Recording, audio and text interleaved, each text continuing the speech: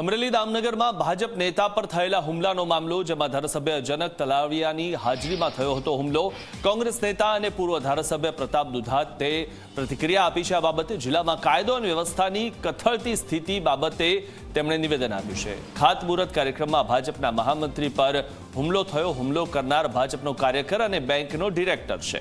ભાજપની સત્તામાં સામાન્ય નાગરિકની સુરક્ષા સામે સવાલ થઈ રહ્યા છે તેવા સવાલ પણ કોંગ્રેસે ઉઠાવ્યા છે.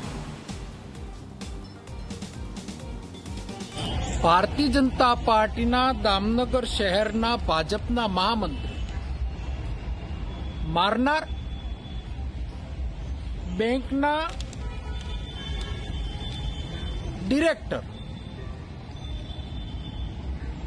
ખાતમુહૂર્તનો પ્રસંગ અને ધારાસભ્યની હાજરી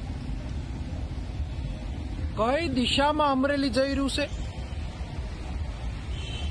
કઈ દિશામાં કાયદો અને વ્યવસ્થા જઈ રહી છે. સમરબંધીને છોડવામાં નહીં, આવા સ્લોગનમાંથી બહાર આવો. સરઘસ તો નીકળશે એવી વાતોમાંથી બહાર આવી અને કડક હાથે કામ લ્યો, નહીં તો બિહાર અને યુપીમાં અને ગુજરાતમાં હવે કોઈ લાંબો ફરક દેખાતો